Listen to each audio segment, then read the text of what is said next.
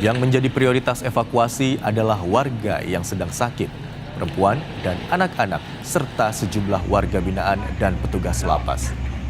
Tim SAR Manado juga telah mengerahkan perahu karet guna menyisir sejumlah wilayah di Pulau Tagulandang untuk mencari warga yang melakukan evakuasi mandiri. Tim SAR juga akan menambah personel dan perahu karet untuk penyisiran pulau.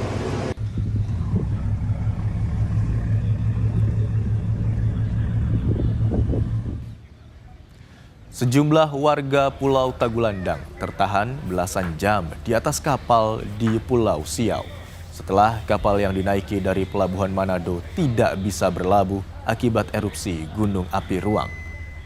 Para penumpang menerima bantuan dari agen kapal, pemerintah, dan komunitas di Pulau Siau.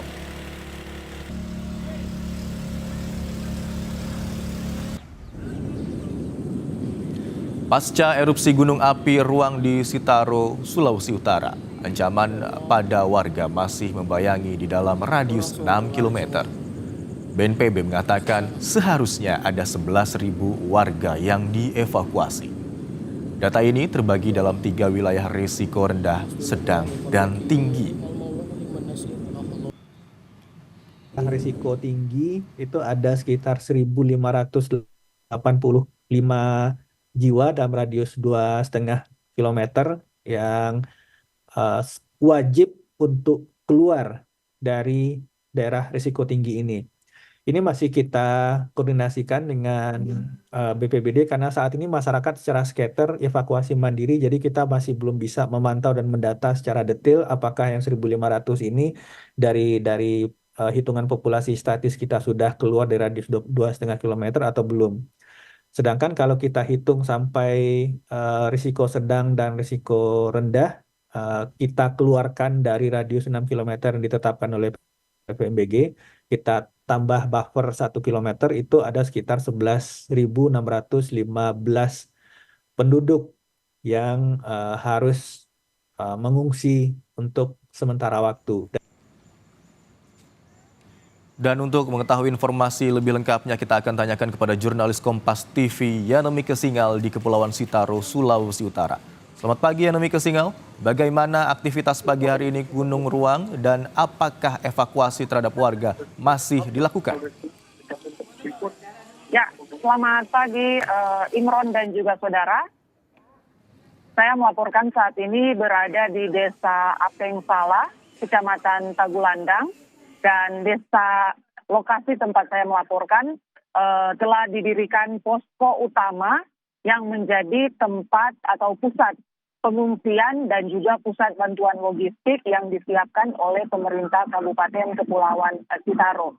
Untuk diketahui bahwa erupsi Gunung Ruang di Kabupaten Kepulauan Sitaro terjadi pertama kali pada tanggal 16 April 2024 dan kalau kita hitung hari ini setidaknya sudah hari keempat pasca erupsi pertama kali terjadi di Pulau Ruang Kabupaten Kepulauan Sitaro, dan pemerintah telah melakukan langkah penanggulangan pasca terjadinya erupsi, yakni dengan melakukan proses evakuasi.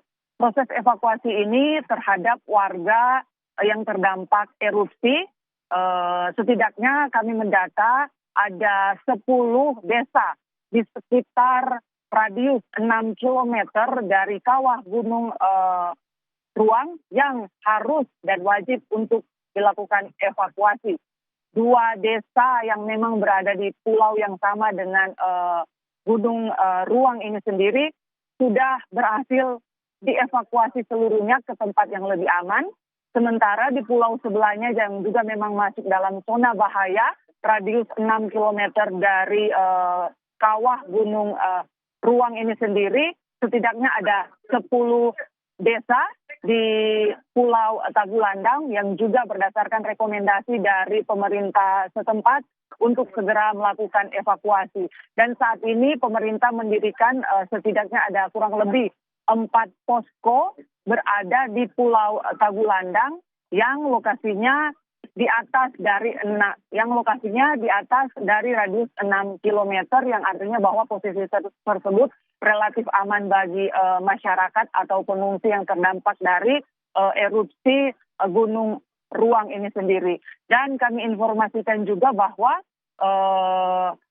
memang para pengungsi sebagian yang masih bertahan di posko-posko yang disiapkan oleh pemerintah mulai merasa aktivitas dan fasilitas yang ada masih cukup terbatas, sekalipun memang pemerintah setempat bersama stakeholder terkait seperti TNI, Basarnas, dan pihak kepolisian terus melakukan kolaborasi untuk melakukan upaya penanganan pasca erupsi, termasuk untuk distribusi bantuan dasar seperti makan dan minum, termasuk juga untuk kebutuhan-kebutuhan dasar lainnya seperti kebutuhan MCK dan juga kebutuhan bagi anak-anak bayi dan orang tua maupun para lansia. Yanemike, dari informasi sebelumnya kami ketahui bahwa setidaknya harusnya ada 11.000 orang yang dievakuasi di 3 zona yang berbeda begitu ya. Zona ringan, sedang, dan tinggi. Dan apakah masih ada warga yang hingga saat ini masih belum dievakuasi di sana? Ya, berdasarkan keterangan dari otoritas terkait di Kabupaten Kepulauan Sitaro bahwa memang untuk proses evakuasi korban yang paling terdampak parah itu diprioritaskan yang ada di 10 desa yang saya sebutkan tadi. Sejumlah pengungsi memang melakukan evakuasi mandiri dan ada juga pengungsi yang dievakuasi dengan bantuan dari pemerintah setempat.